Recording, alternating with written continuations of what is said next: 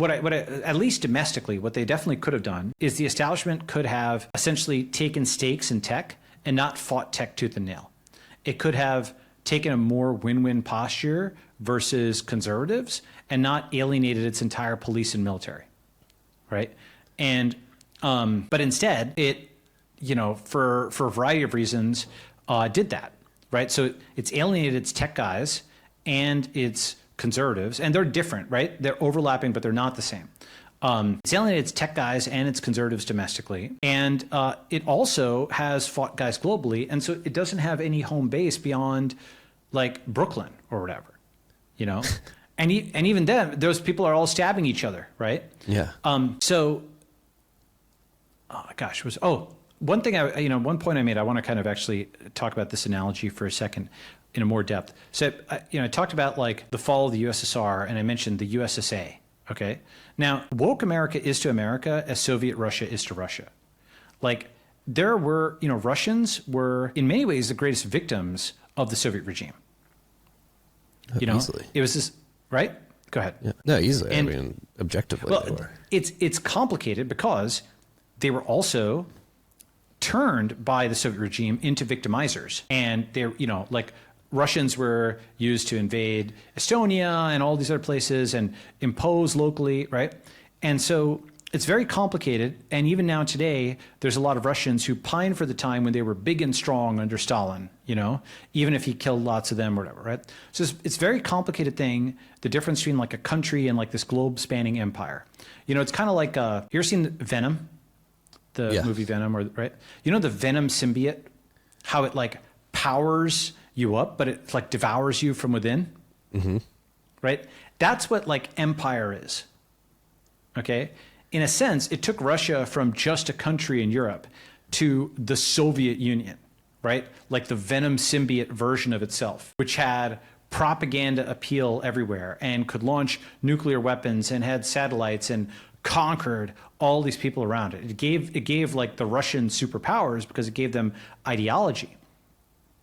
But it devoured them from within, and it left them like a shell of their former self when the whole thing left. And then they had hyperinflation, and they had all this chaos, and they had states break away. And then they had like, have you seen the post-Soviet conflicts? Have you seen that Wikipedia list? No. There's like 30 post-Soviet conflicts. It's like the Tajikistan Civil War or whatever. Okay, there's like a ton of these things, right? And everybody's just like shooting each other in the post-Soviet atmosphere. And the US is just looking over to make sure the nukes aren't flying around, okay? And the point is that basically that's kind of what I think of the USSA as like, right? Like woke America is to America as Soviet Russia is to Russia means like the current regime oppresses the average American, and they're in many ways one of the biggest victims of the regime, but they're also turned by the regime into victimizer, especially abroad. Lots of people in the Middle East, lots of people abroad, their only encounter is with either the Pentagon or the State Department. And it's either at gunpoint telling you to do something, or it is, imposing sanctions and this and that, very high-handed. Like the rest of the world has seen the pointy end of, what the U.S. establishment is. And now you're seeing some of that coming back because they've got voices online. And they're like, no, I don't want to be bossed around like this anymore, right? And it's not so much like, it's very complicated because just like the Soviet case, there's also, look, I'm as anti-communist as they come, all right? But it is empirically true that the Soviet Union did have massive technical accomplishments during the 20th century. Like from Sputnik to, some of their scientists and mathematicians were like absolutely world-class. It's just complicated like any giant empire is, right? And I think the U.S. delivered a much better life for its people. Hey, do you still have your Bitcoin on an exchange? Don't hold your Bitcoin on an exchange. Take it into self-custody. If you're looking for an easy way to do that, we have the BitKey. BitKey is Bitcoin made easy to use and hard to lose. Take the first step. Get your Bitcoin off the exchange. Check out the link in the show notes. That'll get you 20% off your BitKey, or use the code TFTC20 over at that time checkout. period. And so it's the better of the two by far.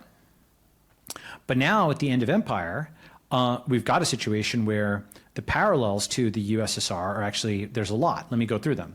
So first is both had a chaotic withdrawal from Afghanistan, okay?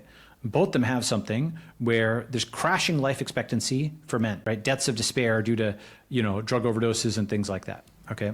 Both of them have had basically about 10 years of massive internal conflict and confrontation with a very powerful outside superpower. Okay. Both have a guy who took office who essentially overturned decades and decades of policy, and so it's Gorbachev and Trump. Okay. Both of those were totally resisted by the establishment.